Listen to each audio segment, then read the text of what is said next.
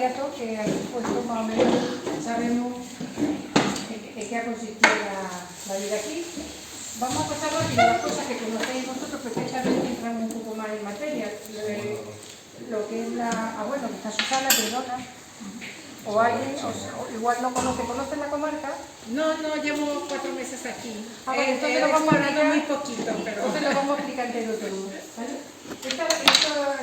Esta imagen que se ve es la comarca del Guadiato. Estamos al norte de Córdoba, como eso sí sabemos todos, y entonces la comarca del Guadiato tiene 11 pueblos, pero lo que son muy mineros de carbón son 5, que son Fontobejuna, Peñarroya, Bermén, Villanueva del Rey y Espiel. Llega un poquito también hasta la zona de Villalta con el término municipal, pero la zona que más intensamente ha sido explotada el carbón ha sido la zona de estos pueblos. La historia minera en Andalucía, desde luego en nuestra comarca, nos remontamos antes de los romanos. Parece que aquí la minería empezó con los romanos, pero ha sido antes, y ahora lo podéis ver porque hay un chaval que está haciendo una tesis doctoral que ha descubierto en el Peñón que se hacía metalurgia, que se extraía cobre en el Peñón nuestro. Entonces eso nos sitúa a que esta zona llevamos 5.000 años de minería.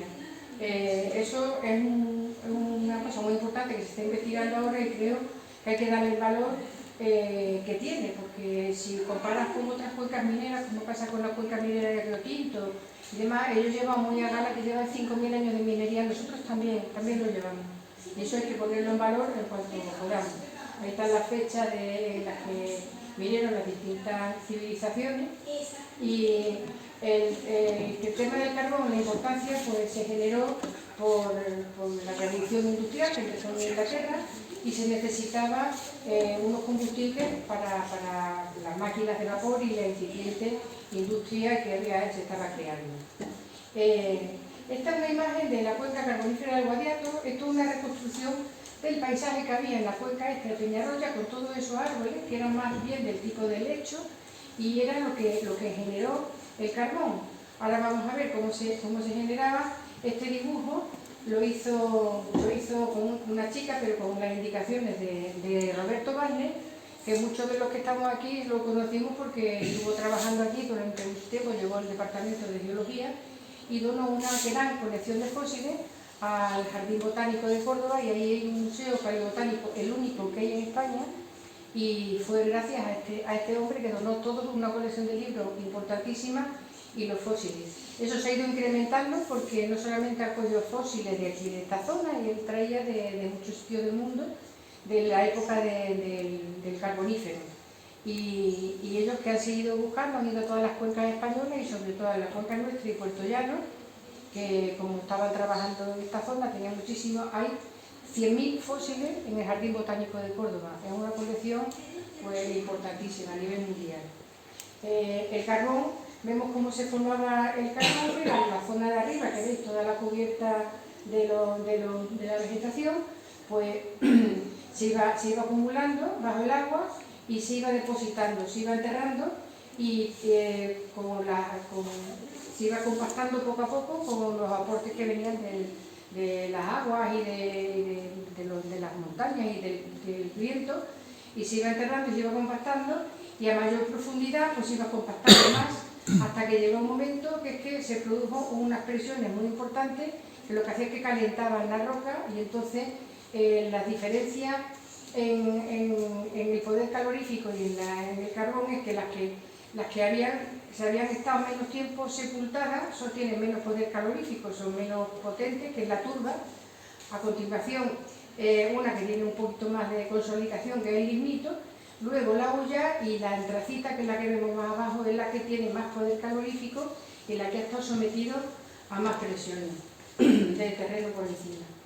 Estas son las imágenes de las distintas clases de carbón. Y bueno, nos centramos un poco en el carbón aquí en la cuenca del Guadiato, que la necesidad del carbón pues vino de Almadén, que está a unos 100 kilómetros en la provincia de Ciudad Real, al norte.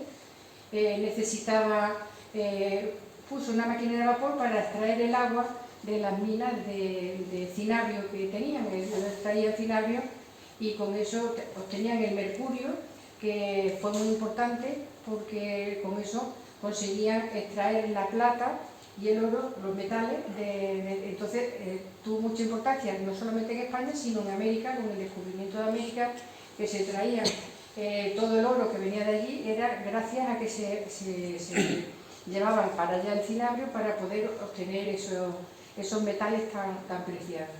Entonces allí necesitaban combustible para la máquina de vapor, entonces lo traían de Inglaterra, eso les resultaba muy caro. Entonces en Almadén se creó en 1757 la Escuela de Capataces Mineros, que fue la antecesora de la Escuela de Minas de Madrid y por ende de todas las escuelas de minas de España, tanto de nivel de grado que se llaman ahora como las escuelas técnicas nuestras, como las de superior, como la Escuela de Minas de Madrid. Entonces se encargó a uno de los estudiantes de allí, Francisco Carlos de la Garza, que buscara carbón en la zona a un radio de unos 80 kilómetros aproximadamente, para poder llevar carbón para abastecer no solamente la máquina de vapor, sino también para fundir ellos el mineral del cinabrio. Entonces este es el primer plano que hizo este señor, se ve regular, pero si en la zona de aquí abajo a la izquierda estaba la mina de Valdifierno, están señalados más oscuros lo que es el carbón. Es que no se ve demasiado bien, pero... ¿Vas tú? Tú me dices dónde pongo la mano. Esto va al infierno, que está cerca del Cabril. Eso de ahí, Lontanilla, que lo está señalando esto ahora. sería Peñarroya. Peñarroya, la de Lontanilla. Y ahora ya no vamos hacia Belmés. Ahí, un poquito más, ahí, eso es la cabeza de vaca. Entonces, esas son las zonas que estaban marcadas con calienta de piedra a la derecha. Esto sería Serra Palacio. Y luego ya al fondo a la derecha sería toda la cuenca. Como veis, el núcleo de aquí de la izquierda, donde hemos dicho que está el arroyo de Lontanilla, ahí lo que veis son unas poquitas de casas que están abajo del peñón, que no existía ni siquiera el pueblo, porque esto pertenecía al término de Belmés. Bueno, pues este es nuestro primer plano de 1788. Este plano lo tienen en el Instituto de Cartografía de Andalucía. A nosotros nos lo facilitó porque hay un jefe de allí que data aquí. Cuando estuvo viviendo aquí, pues su padre trabajaba en la ferroviaria y tal, estudió aquí en Peñarroya, y entonces nos ha dado muchos planos, mucha documentación de la zona nuestra. El tema de la importancia de la extracción del carbón pues fue por una cédula, unas órdenes que dio el rey Carlos III, porque decía que era un artículo de primera necesidad, y entonces favorecía que se explotaran las minas de carbón. Y también la cédula de Carlos IV pues daba más privilegios y permitió que mineros que personas extranjeras pudieran explotar las minas de carbón en España. Entonces eso fue lo que hizo que empezara a desarrollarse la minería del carbón aquí en nuestra zona. En la cuenca del Guadiato, como veis, está la zona, y tenemos unos pocos de castilletes que a todos sonarán, el de San José, el Pozo 4, y el Pozo del Mes y el Pozo Fiel en la zona nuestra, donde estamos nosotros ubicados, donde están las principales explotaciones de la zona. El inicio de la minería del carbón aquí pues fue a finales del siglo XVIII, y este es el Pozo Ontanilla. Eso ya por supuesto que no existe, esto está al lado del arroyo de Ontanilla, donde está el curbón ese de circunvalación, toda esa zona que llevaban las minillas, y estaba el pozo este, que fue el primero que se explotó en la zona. Como se dice aquí, en 1788 se descubrió la mina de carbón ahí en esa zona y empezaron a explotar, pero como el transporte carecía mucho y no se podía llegar, el problema que había es que el carbón se transportaba en carro o con bueyes. Entonces cuando tenía que transportarlo a Almadén, a 80 kilómetros, pero no había forma de vadear ríos y arroyos, y entonces en invierno no se podía transportar el carbón y solamente se extraía. Claro, también el carbón, sabéis que si lo sacas y lo dejas allí tiene combustión espontánea, y más el carbón de calidad que había en aquel entonces, que había carbones de esa zona con un 3 o un 4% de ceniza, que eso es que le daba un poco el aire y ardía. Entonces, claro, tenías que sacar el carbón cuando ibas a venderlo, y entonces el laboreo era solamente en verano. Este es un esquema general de la explotación. Como veis, hay un pozo vertical y luego hay una galería en socavón que sale a la montaña. Entonces por ahí se producía pues, la salida de los materiales, como veis, bueno, todo uno de los ejemplos. Luego también tiene otro pozo y como veis el problema que había de sacar las aguas la habían evitado, como esas norias que veis en la caña del pozo de abajo, veis unas norias que sube el agua para arriba y luego puede salir perfectamente por la galería quedándole una pendiente corta. El primer accidente de la cuenca se produjo en 1794 y se quedó ahí un entibador, se quedó ahí atrapado. Esa es la documentación que tenemos, y entonces por los accidentes que se producían, muchísimos accidentes, y no había prácticamente seguridad en las minas y no se podía vender el carbón cada vez que quería, cuando se necesitaba, pues entonces la explotación se cerró en 1799. Hasta 1845, que pasaron unos pocos de años, casi no se explotaba y se solicitaban muchos permisos, había mucha especulación, muchas empresas que empezaron aquí a interesarse por el tema del carbón, sobre todo desde que empezaron los extranjeros a entrar. La figura que veis abajo es la figura del penitente. Esta misma figura la han representado en Espiel, que han hecho unas escenas mineras en el pueblo y tienen representado este era una figura, pues en aquella época era muy importante porque era el que daba la seguridad en la mina. Vosotros, los que habéis estado trabajando en la mina, pues se bajaba con un detector y con un grisúmetro y tal, y veía si había, pero en aquella época que no había nada, pues lo que hacía es que un señor que le ponían con una especie de sayón grande, como una manta, y con una capucha que la mojaban para que no se quemara, para que no ardiera, y entonces iba con un palo muy largo y en la punta pues iba con una antorcha, una llama, y entonces iba quemando, si había gas, arriba en la galería, como sube por la arriba el grisú, por la menor densidad que tiene, pues entonces se iban produciendo deflagraciones, explosiones, y ya se quemaba, y cuando entraban ya él salía, cuando entraban ya los mineros, con la garantía de que no había acumulaciones de gases en la mina. Al hombre se le llamaba el penitente, no porque tuviera fuera de rezar ni nada, sino por su parecido con un monje, porque, o sea, luego ya de eso al canario, que se usaba luego posteriormente para detectar eso, porque claro, moría antes que una persona y demás. A los sistemas ya, cuando estaba el Pozo María, que era automático, y directamente si había grisú, se ponían en marcha las turbinas y se ventilaba la zona, ya se diluía el grisú y ya no había peligro, pues eso ha pasado pues, muchísimo tiempo. Aquí en esta zona se asentaron muchísimas compañías mineras, pero de todas estas que había, entre otras, pues las más importantes pues, fueron la Fusión Carbonífera y Metalífera de Hermes y la Sociedad Hullera y Metalúrgica de Hermes, que fue antecesora de la Sociedad Minera Metalúrgica de Peñarroya.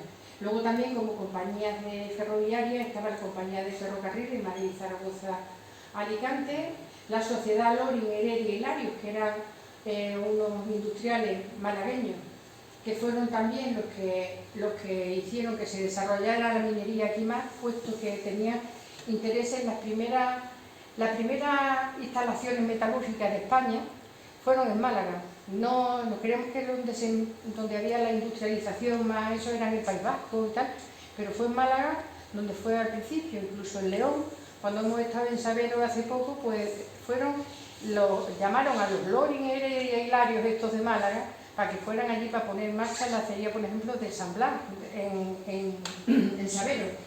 Entonces esta gente fueron los que impulsaron el ferrocarril, y gracias al ferrocarril que fue hasta Córdoba, de Córdoba ya podían salir los productos para Málaga para abastecer las industrias, pues ya esta zona se puso en el mercado, ya salían los productos que fabricaba, el carbón ya pues salía pues tanto para abajo, para Córdoba y la zona de Málaga, y salía para la zona de Linares, que también tenían interés en la Sociedad de Peñarroya, y también en dirección a Madrid los productos que se fabricaban.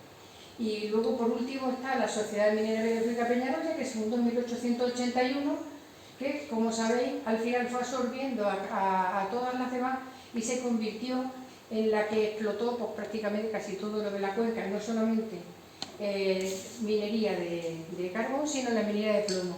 En realidad la sociedad de Peñarroya explotaba el plomo y la sociedad Ullera y Metalífera de Belmé era la del carbón, pero se fusionaron, ahora lo pondrá por aquí. Y bueno, eso del ferrocarril estaba comunicando esto y ahí están algunas locomotoras. Y bueno, aquí tenemos este señor que a Manolo Muñoz le cae muy bien. Aquí está Manolo, pero con acierto, porque este hombre, este ingeniero francés, que era consejero de la Sociedad Ullera y Metalúrgica de Belmé. Y entonces impulsó que se creara la Sociedad de Peñarroya para carbón y mineral de plomo, plata, hierro y demás, y que fue en 1893 se funde la Sociedad Ullera y Metalúrgica de Mezco, la que se llamaba Sociedad Minera Metalúrgica de Peñarroya, creando ya la gran Sociedad Minera Metalúrgica de Peñarroya. Entonces este señor Charles Duc no solamente fue el que impulsó que se creara eso, sino que además fue el que pensó, si el hacer fundir 1 tonelada de plomo necesito 10 toneladas de carbón, es mejor poner la instalación fabril, ponerla en un sitio donde tenga el carbón cerca. Entonces ubicó la fundición de Peñarroya en Peñarroya porque tenía las minas de carbón muy cerca y no tenían que trasladar tanto mineral de eso. Entonces, pues este hombre realmente fue el germen, el que realmente importaba. Este hombre no tiene calle aquí en Peñarroya, ni tiene nada de nada. Hay sitios donde sí se... Está cambiando las calles, podemos aprovechar ahora. Sí. Entonces, Voluntarios de producción civil. no, pero un hombre, no, que un hombre que se tenía que tener un reconocimiento porque fue el que hizo que esto se desarrollara, porque trajo aquí a la comarca, a la cuenca del Guadiato, porque las explotaciones de plomo más importantes estaban, por ejemplo, en la aldea de Cuenca, sí había muchas, pero estaban las minas del Soldado y se explotaron muchas minas en todo el entorno del famoso ferrocarril de Vía Derecha.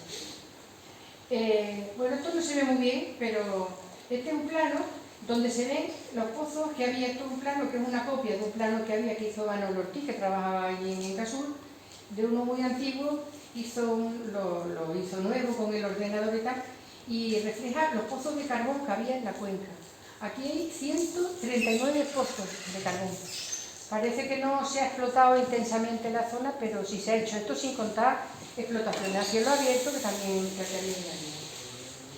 Este pozo, este plano que le ha hecho Antonio Moyano, pues es la misma, la cuenca nuestra, y están los pozos, es que claro, es una pena que no se ve demasiado bien, pero tiene pues imágenes de todos los castilletes que quedan.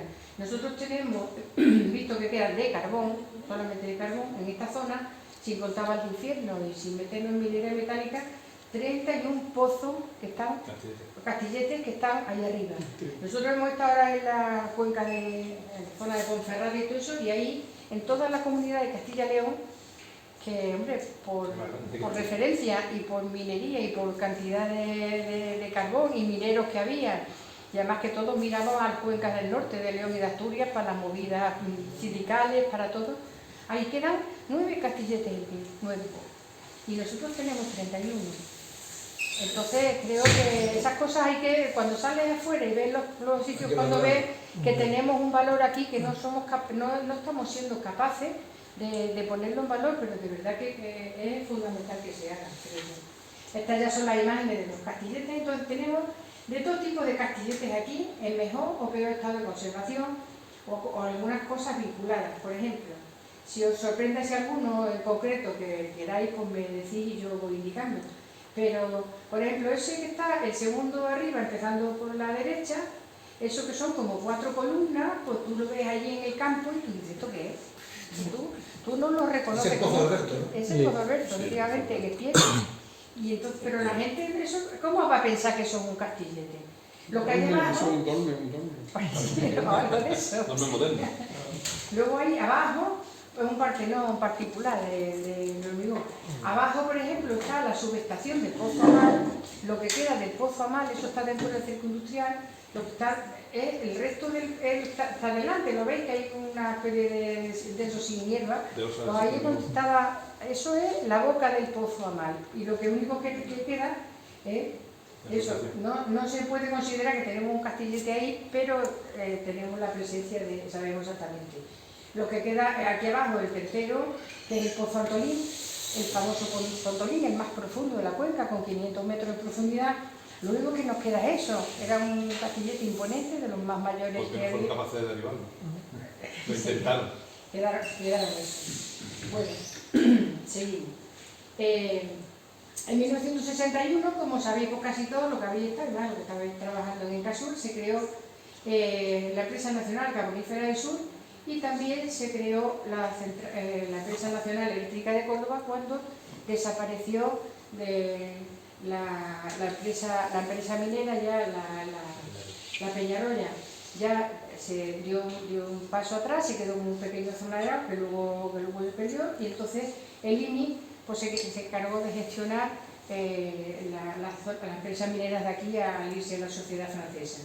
Y entonces crearon dos empresas, la empresa de Casur se quedó con todos los activos de carbón y demás, y luego la central térmica que estaba funcionando del cerco industrial, pues crearon una nueva térmica en Puente Nuevo y entonces era la que iba a quemar los carbones de la cuenca. Era la solución que dieron aquí porque esto era cerrarlo todo o seguir haciendo algo. Entonces el gobierno pues, se encargó de que aquí hubiera. Entonces lo que parecía que es que ya se había acabado el carbón y que no iba a hacer nada, pues hemos estado hasta el 2012 explotando carbón en la cuenca, desde el año 61. Entonces vamos a hacer un barrido por la cuenca de donde están los castilletes principales. Si voy muy rápido me lo decís y voy yo más despacio. Esta es la zona que veis, está el porvenir de la industria ahí arriba, y entonces ahí tenemos una zona alrededor del porvenir de la industria, está el castillete Cervantes, el Cervantes 1 y Pozo San José, eso es lo que queda. El Cervantes número 2, que está ahí arriba, está trasladado porque estaba más en la zona que han dejado un poquito más a la derecha, lo movieron unos pocos de metros, no mucho, pero no es su ubicación original. Lo demás sí. Luego también en esa zona se ve el área de servicios de la Corta Cervantes, el lavadero del Porvenir de arriba que está desmantelado y la rampa María también desmantelada, y lo que queda en pie que es el Pozo María con algún daño, ahora contamos si queréis, y el retorno del Pozo María que sí se ve perfectamente. Aquí había bastantes más pozos, como habéis visto en el plano de todo, lo que pasa es que hay muchos que se los ha llevado la explotación a cielo abierto. Ahí está donde pone rampa María desmantelado, ahí estaba también la Corta San Ricardo, que se llevó también por varios pozos, Pozo San Rafael, que estaba ahí en esa zona, Pozo Alina, había bastantes pozos ahí, Langreo, y eso se lo han llevado, y entonces lo que queda es la zona restaurada de Hueco Final de Costa Cervantes Este y Cervantes Oeste, que no se ve aquí en la foto del lado. Este es el castillete Cervantes 1, que lo podéis ver si vais al Porvenir, a la izquierda, subiendo cuando salís de la carretera nacional, cogéis el desvío para el Porvenir, y a la izquierda veis este castillete. Este tenía más instalaciones, pero la empresa las derribó todas y dejó solamente el castillete como título simbólico. Y no vamos a entrar mucho en el detalle de los metros y tal, porque si no vamos a estar mucho rato, pero si alguien quiere que nos paremos, para eso, pues lo decimos. Este Cervantes 2, el que dije yo que estaba cambiado, pues aquí a la izquierda lo veis en la ubicación anterior, y ahí donde está ahora, que está en la rotonda del Porvenir de la Industria. Y este, el Pozo San José, se llamaba Don José por Don José de Ruber, que tiene una calle aquí en Peñarroya, pero luego al final se quedó con San José, porque se ve que a la gente no le gustaba que le pusieran el nombre del señor, no, de Don José, y se quedó con Pozo San José, y este pues hasta explotándose hasta el año 93. Hay gente aquí que trabajó en ese pozo, que luego ya en la charla pues lo vamos viendo, porque tiene que estar con muchos de los pozos de la cuenca. Ese es un pozo, y hoy tenemos gente que estaba trabajando allí. En la foto de abajo podemos ver una persona, por ejemplo, que está aquí en esta sala. Si quiere que levante la mano, si no digo yo quién es. El de la foto de abajo, de la camisa blanca, el Manolo, que estaba ahí, y el otro de la camisa blanca, que vendrían juntos, es Manolo Chávez, ¿no?, que era presidente de la Junta de Andalucía en aquel momento. No sé si os veis alguno de los demás por aquí. ¿Tú estás ahí, no, Tony? Está Tony, ahí está. Ahí está también. Está al lado. Yo pensaba que te ibas de señorito y yo iba de borracho. Claro, claro. No, y luego además que hay una cosa que cambia mucho. Cuando ve a la gente vestidos de minero de verdad, con las caras negras, muchas veces no saben ni quiénes son, ¿sabes? O sea, que hay veces que salían de la mina que era irreconocible en la gente. Otras veces, pues, era más fácil. Bueno, aquí está la zona, veis una panorámica. Esta es antigua porque ahí veis que está la explotación en Corta Cervantes, estaba haciéndose, no está conformado, ni está el agua, que ahora mismo eso es un lago. Ahí se ve donde estaba el área de servicio, Corta Cervantes, la de los Porvenir y la Mina María y el Pozo Retorno. No se ve la Rampa María, pero esa es la zona que concentraba, esta es la última explotación que ha habido en la zona, que se cerró en el año 2005 la Mina María en el mes de junio. La última explotación que se hizo de interior, que empezó en el año 89 y en el 2005 pues cerró, no porque no hubiera carbón, sino porque la normativa esta de cerrar para las no emisiones y demás, pues nos obligaba a no explotar el carbón. Estas fotos son pues simbólicas porque esto ya no existe. Esto lo desmontaron totalmente y no queda absolutamente nada. Esto viene una empresa especializada en quitar, por ejemplo, las buralitas del techo, porque eso, como tenía amianto, era contaminante, lo llevaron a un centro de eso, los hierros los vendieron a chatarraron y eso ahora mismo es campo, no queda absolutamente nada. Este Pozo María, que es ya hemos dicho que es el último, esto ahora mismo, esto es una foto antigua, ahora mismo hay una parte del escaletri, como decíamos nosotros, la plataforma que está a 11 metros del suelo, en el piso más 11, que intentaron achatarrarlo, llegaron con unas máquinas, empezaron a cortar, pero afortunadamente llegó el Ayuntamiento de Fontobejuna, como habíamos solicitado la declaración de bien de interés cultural, se paró la demolición y de momento sigue ahí, aunque esté dañada la estructura y no esté tela, pero bueno, junto con el Pozo Bermé, los dos únicos castilletes que son bien de interés cultural, que están en el mismo paquete de bien de interés cultural, todo el cerco industrial y demás. Afortunadamente se puede preservar por eso. Bueno, aquí fotos que también estará alguno de vosotros, ¿no? Tú, Tony, estáis, ¿no? En alguna de esas fotos. ¿Y yo? Sí. Están, por ejemplo, hubo una época que vinieron muchos pakistaníes porque no había mano de obra para la mina, y entonces se buscaba gente y vinieron muchos pakistaníes. Tenemos uno con un jersey rosa, lo veis, con una barba enorme, que era uno de los pakistaníes que bueno, que todos los conocemos porque han sido vinculados y muchas veces los ves por aquí, por el mundo. Basilio, ¿no? Sí, Mohamed Basí. Esa es la entrada del Pozo María, lo que hay a la derecha, la foto esa, pues esa es la jaula por la que se entraba al Pozo María. El pozo tenía dos niveles, uno para que entraban 2 vagones de 2000 litros y en el otro entraba el personal. Entraban 45 personas ahí todos juntos para bajar la mina. Entonces, bueno, es que cuando se puso en marcha este pozo, se cerraron el Pozo Piel y el Pozo San José y todos los que estaban en esos pozos entraron a este pozo nuevo. Fue una apuesta de uno que fue presidente del CASUR, que fue un hombre minero que apostó realmente por esto, que fue Juan Artieda, porque si no hubieran hecho eso y no se hubiera hecho el Pozo María, pues en el año 89 hubiera estado cerrado todo y aguantó por lo menos el pozo y la gente unas prejubilaciones que se han ido la gente poco a poco a sus casas y sin una cosa traumática aquí hasta el año 2005 y luego bueno, la gente que excedente del pozo pues ya sí fue recolocado en explotaciones a cielo abierto, pero claro, no era como entonces que entraron a trabajar en el Pozo María por 300 personas a 3 relevos y eso había pues, muchísima gente, como podéis ver los relevos que hay ahí. Estos son el interior de la mina y por ejemplo se ven distintas fases de trabajo, ahí tienen una palita como una que hay ahí en el almacén central, esta del colegio, y la foto de esa es la misma, la de la jaula, y ahí tenemos que están haciendo una pega, no se ve muy bien aquí, pero se ven los cablecillos rojos por ahí que están ahí intentando hacer una pega, que ahora ya lo cuentan.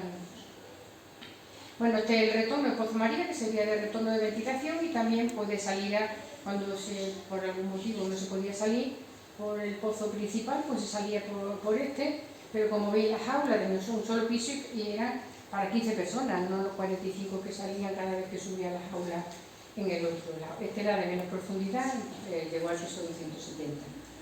La zona de la calera, esto era otra empresa la que la explotó, la compañía La Calera, y lo que quedan son esas oficinas, que es un edificio como muy imponente de 2 plantas, pero que ahora mismo no tiene uso, y luego los pozos que hay, pues son Pozo Mosquito, Pozo Carmen, que está en la zona de ahí. Eso no fue explotado por Incasur, sino por esa otra compañía.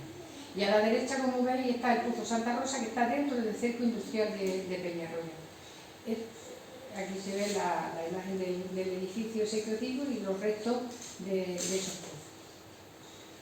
Y el relevo que había, si os fijáis, a la izquierda hay un señor con su escopeta y su cinta esta y su eso, que era un guarda jurado que había en todas las empresas y en el pueblo, por los sitios, siempre había vigilando las instalaciones, el cerco industrial, había gente que eran guardas jurados. Aquí veis una vista del cerco industrial, esto hace bastante tiempo, porque aquí no estaba hecha la restauración esa que se hizo en Santa Rosa, que es lo que está, la zona que está aquí abajo. Si veis la zona esa, que es como, eso es donde está puesto el castillete ese, la réplica del castillete en madera, y los 2 edificios pequeñitos que hay ahí, en la sala de máquinas, y la subestación eléctrica, que esa la repararon, pero bueno, la saquearon también. Todo lo que forma, veis que hay un cerco, que era el cerco Santa Rosa, porque estaba cercado por lo mismo que el cerco industrial, que había como pequeña, y cada instalación estaba con su propio cerco y su propio acceso y control de personal y todo. Este pozo pues se explotó en el año 1844 y estuvo hasta 1860, y luego se explotó otra vez en 1911 y se cerró en 1931.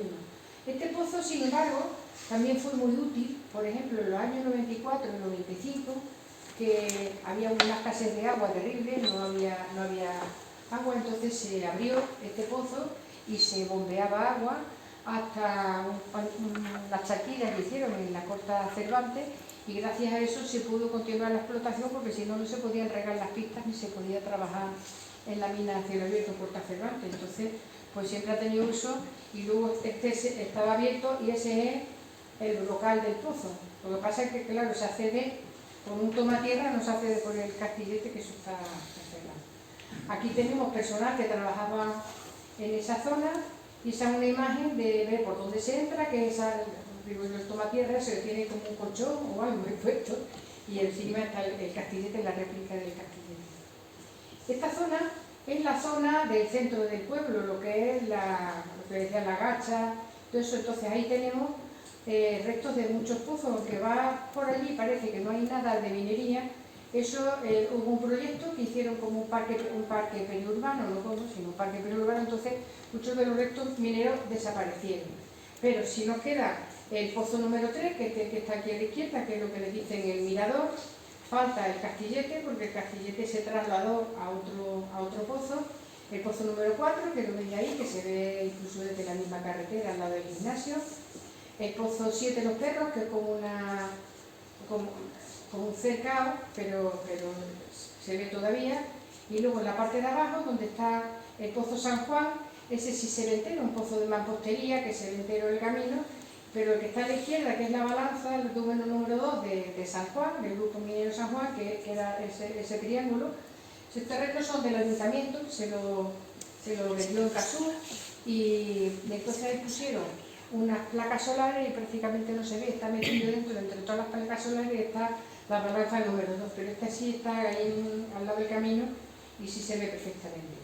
Y luego, si seguimos en dirección al Antolín, bueno, está el castillete Cervantes 3 bis, que está ahí en la rotonda, que procede del Porvenir, pero se instaló ahí, y lo que queda es el Pozo Antolín, y luego Pozo Gitano, Pozo Guerrero son pues, como testimonios allí, como pequeños registros en el suelo, pero no tiene prácticamente castillete.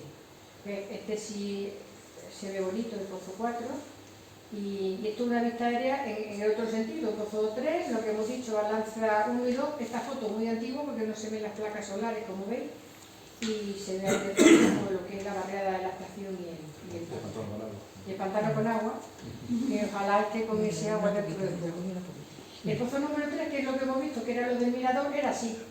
Esto era cuando estaba en explotación, pues veis perfectamente que está el castillete ahí, pero ahora mismo pues de todo eso pues no queda nada más que la estructura de esto. Esto es lo que queda. Bien. Este son el personal que trabajaba. Aquí estaba el padre de Antonio Moyano, por ejemplo, que Mi es el padre que... también. Mi ¿Le ha dado padre. sus fotos? ¿Tu padre también? Mi padre Tu también. padre también. O sea que al final siempre estas fotos que muchas veces las tiene mucha gente, la tiene todo el mundo, no sabe de quién es, pero es que si hay mucha gente, pues mucha gente la tiene y sus familiares también, entonces por eso se reparte a mucha gente.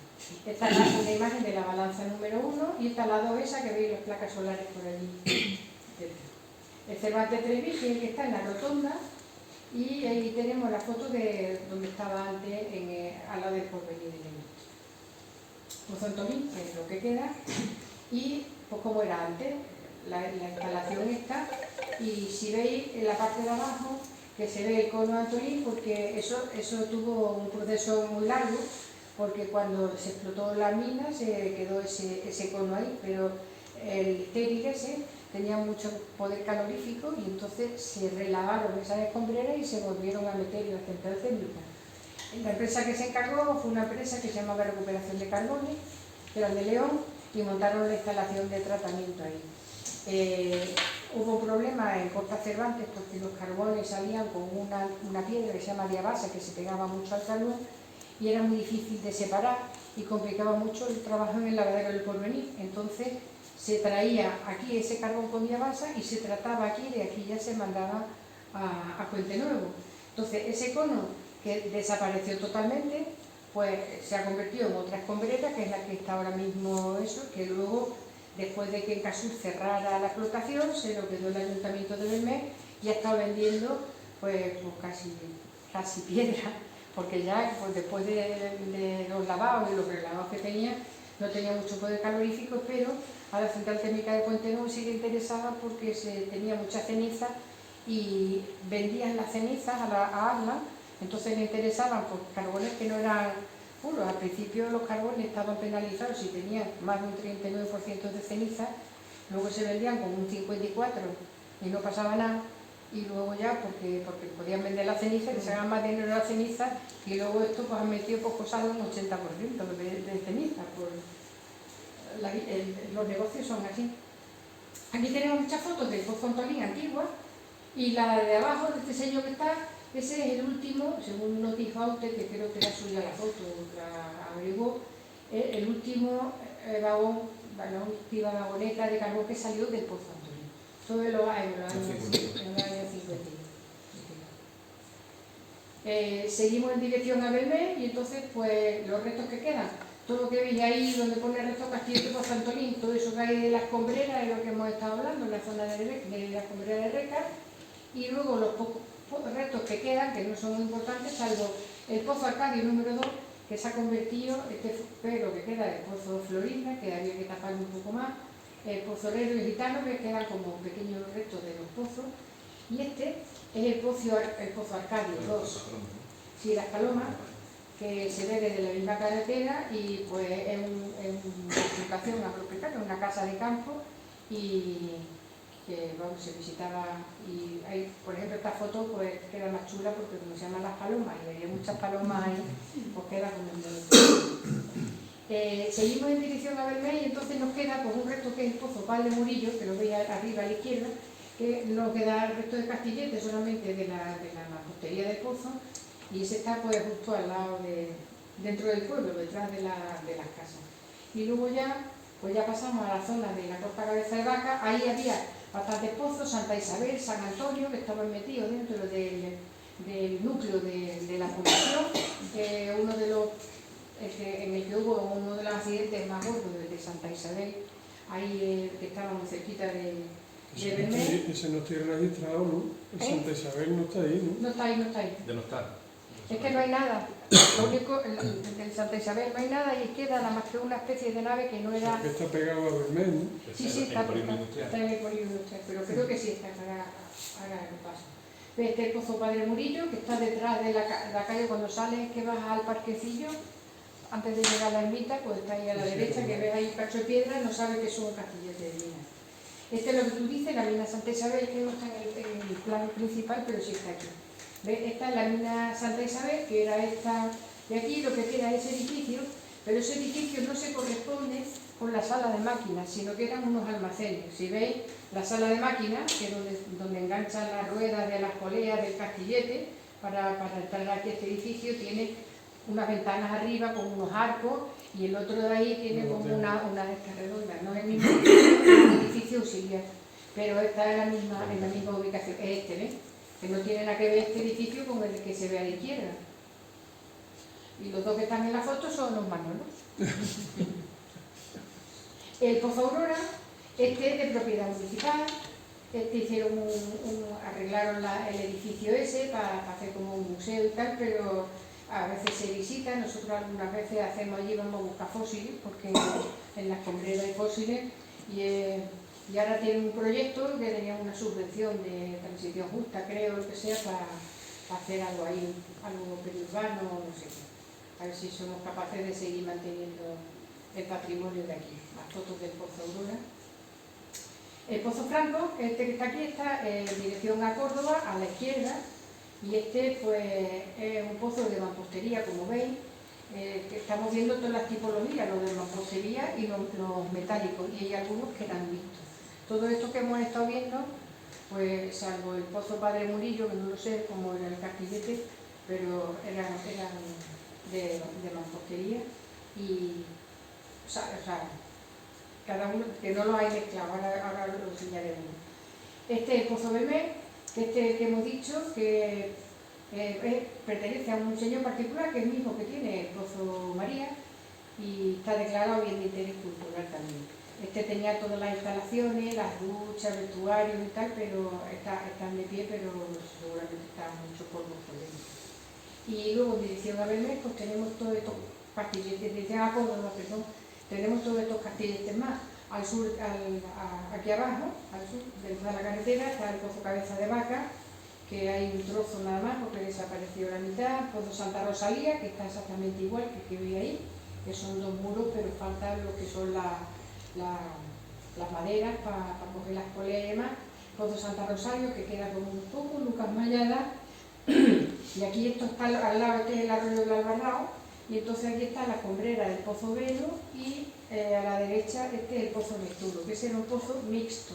De esto que estamos hablando, que tenía mampostería y tenía también un castillete metálico, aunque se trasladó a otro sitio. Aquí hay muchos castilletes que faltan porque cuando la empresa terminaba la explotación de un pozo, pues el castillete lo desmantelaba y se lo llevaba a otro. Y lo que había sido un pozo principal de extracción, pues pasaba a ser un pozo auxiliar de otro sitio. Y además tenemos castilletes que proceden, por ejemplo, de la Carolina, de Jaén. Y tú dices, bueno, ¿cómo tiene un pozo, un castillete? Porque es que la empresa minera también tenía minas allí. Y si cerraban una allí y necesitaban un castillete aquí, pues se lo traían, lo ponían en su tren y se lo traían para acá. Pues también la Cabeza de Vaca, que queda un poco, pero sí tenemos pues, el tema de que fue una de las minas más importantes de la zona, una concesión de las más ricas de toda la comarca, y además se produjo el accidente este famoso de Cabeza de Vaca, en el que ese que se representa, que hace la representación en el Colegio de Minas, en la Galería de Minas, de que en 1815 hubo un accidente y sobrevivieron 2 personas porque estuvieron viviendo durante 11 días y se alimentaban del aceite de sus lámparas. En aquella época las lámparas eran de aceite. O sea, la historia es como un poco porque el agua la filtraban en los gorros, que también los gorros no eran los cascos estos, sino eran de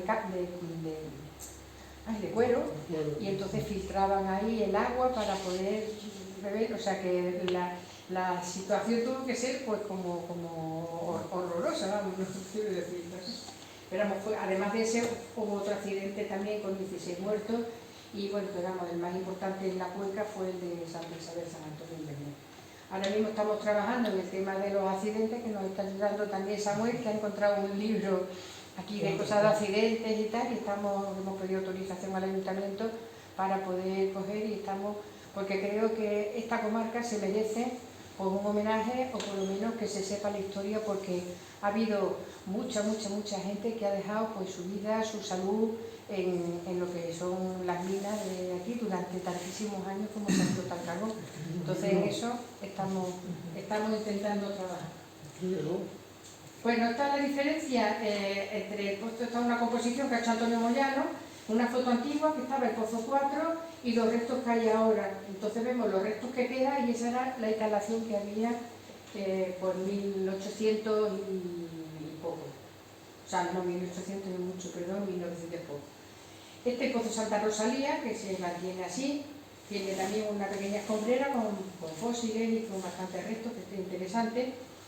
Lucas Mayada, este también es de mampostería, pero este no lo explotó en Casú, sino la empresa Alcántara, y en una concesión que no era de Casú. Vemos cómo está el estado actual de pozo. Y este es el pozo Neptuno, que digo yo que era mixto, que tenía eso, y aquí en este pozo también se explotaba hierro. Es el único pozo de la zona donde se explotaba hierro y según Manolo creo, no se detectó grisú y se fumaba en la mina esta, ¿no? ¿Era? Sí, pero el del hierro era más bien el pozo Padre Murillo, más ¿Más que este? más que este.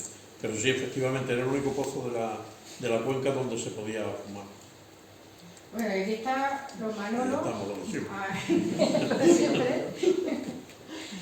Bueno, y esta ya es la zona de pie que tiene pues los 3 pozos que estáis viendo ahí. No es que no hubiera más pozos, porque sí había también más pozos en la zona de pie, pero los que quedan en pie pues son estos, el pozo Alberto, que este curioso que hemos dicho al principio, este pozo Retorno de Pie, que han estado a punto de trasladarlo porque lo pidieron para ponerlo en el parque con las edificaciones que han hecho, pero al final era demasiado grande y muy costoso y han decidido dejarlo donde está y han hecho una réplica ahí en el parque de pie con un minero con sus herramientas y tal en la mano. Y esta es la imagen del pozo Pie, está el castillete como veis, allí en el centro y tiene la sala de máquinas al fondo. Esta parte de aquí pues son las oficinas y las duchas, vestuarios, la pistería, botiquín y todo eso. Y eso que hay ahí pues es la planta de trituración y clasificación de uñas que se instaló ahí, pero eso se desmanteló totalmente y ahora mismo solamente quedan los edificios que estáis viendo aquí a la derecha. Este es el pozo principal, el pozo de extracción, el retorno es el otro más chiquitito, está más retirado. Y las 2 jaulas originales del pozo Pie están en el almacén central, que las tiene el colegio y son las que están a la entrada de la galería, son las originales que eran jaulas paralelas que subía una y bajaba otra. Sistema de seguridad. Aquí veis, por ejemplo, uno de los planos que tenemos que es la labor del pozo Pie. Entonces veis el castillete y abajo, pues los niveles que había 3 niveles que se explotaban, los 3 pisos esos. Pero vamos, esto ahora en el coloquio podéis hablar ampliamente porque aquí, pues, tanto Manolo como Manolo han estado trabajando ahí en este pozo muchos años. Aquí gente que trabajaba en el pozo Pie, conoceréis seguramente a muchos, porque la gente que trabajaba ahí en el pozo Pie se vinieron aquí los que estaban trabajando. Pues en esta época, como en el 93 se cerró, pues muchos de ellos se vinieron aquí al Pozo María y seguramente eran compañeros de los que estaban aquí en el Pozo María del interior, porque entraron, salvo algunos que se fueron a la Corta Candelaria, el resto se fueron. Bueno, estos son pues labores en el interior de la mina. Esto es en el Pozo Piel, ahí veis los jefes mineros de pie, ahí está Manolo, está el Lolo, está incluso antiguos directivos, Longino Osorio, que fue director de la empresa, José Luis Guerra, en fin. Vicente Cano, que ya no está con nosotros, lamentablemente, Manrique, hay mucha gente que, bueno, algunos ya no, desgraciadamente ya no están.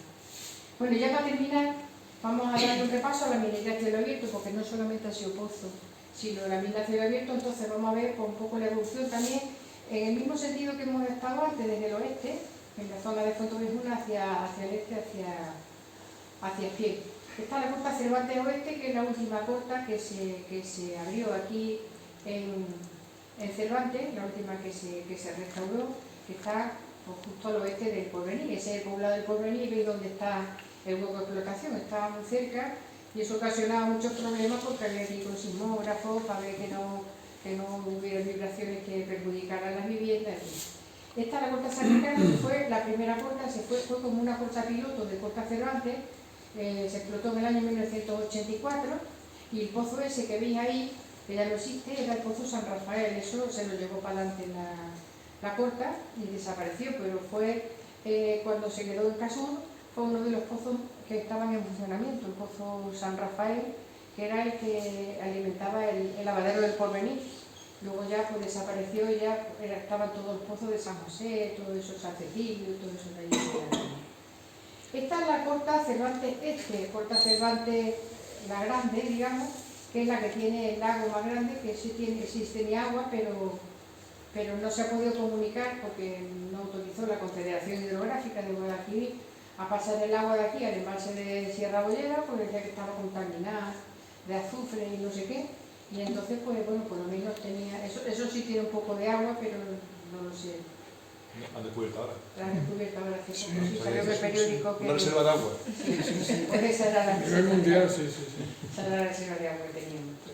Esto es la zona de Barranco de la Ana, lo que es en el mismo el pueblo, que es el parque periurbano ese, que es una restauración que hicieron ahí, un poco como haciendo un parque, y que bueno, la verdad que cuando hemos tenido buen tiempo, ya llovió en primavera, las Pascuas se hacen muy bien ahí, y un entorno que se ha quedado bastante bonito, aunque no se respetó mucho el tema minero, que se podía haber hecho alguna otra cosa, pero bueno, por lo menos de como estaba antes, que era un vertedero de todo, que ahí la gente llevaba las cosas a tirar, que no eso, la gente de la construcción lo tiraban todo, por lo menos se quedó conformado, restaurado y bueno, en condiciones. La Corta Cabeza de Vaca, que está al lado del Pozo Belmé, pasando Belmé en dirección a Córdoba. Entonces esta explotación pues también fue, el carbón era bastante bueno, había un 30% de ceniza y se utilizaba también para mezclarlo con los carbones un poco malos de la cuenca para poder llevar a la central térmica carbones que estaban autorizados en límites de ceniza. Esta es la Costa Candelaria, que se hizo al lado del Pozo de Cieza, que está justo al lado del pueblo, lo veis que está ahí el pueblo detrás, que son las viviendas esas de piel, y eso es en plena explotación, la Corta Ballesta Oeste. La Corta Ballesta pues, tuvo un problema grande, como sabéis, se tenía que hacer el desvío de la carretera nacional 432 porque afectaba a toda la mina. Entonces, en lugar de explotarse como estaba previsto en el proyecto de explotación desde Córdoba en dirección aquí, pues se tuvo que hacer en dirección contraria. Entonces sí, se abrió primero este primer hueco, que se llamó Corta Ballesta Oeste. Ya cuando se tuvieron las autorizaciones necesarias se hizo el desvío de la carretera, que además estaba en explotación y había que parar todos los días la circulación y tenía que llegar la Guardia Civil, cortaba el tráfico, menos en agosto que no nos permitían los puentes y todo eso se cortaba, pues si había alguna prohibición o algo de eso, y cuando ya se daba la voladura a las 3 de la tarde, se volvió otra vez a establecer la comunicación hasta que ya funcionaba la circunvalación, vamos, la carretera que es actual, y entonces se explotó. Esta es la parte primera que se explotó y luego ya la parte, y esta es ya la Corta Ballesta, la parte del este, que es lo que está, y ahí queda pues la mina, lo que era el hueco principal, si lo veis en la foto de la derecha de arriba, ese es el hueco, eso es lo que queda ahora mismo, y esta parte de abajo, que estaba todo eso movido, eso era el parque de carbones, el parque de extracción de carbones, que eso ya está todo desmantelado y está todo restaurado y no queda absolutamente nada, y ya está.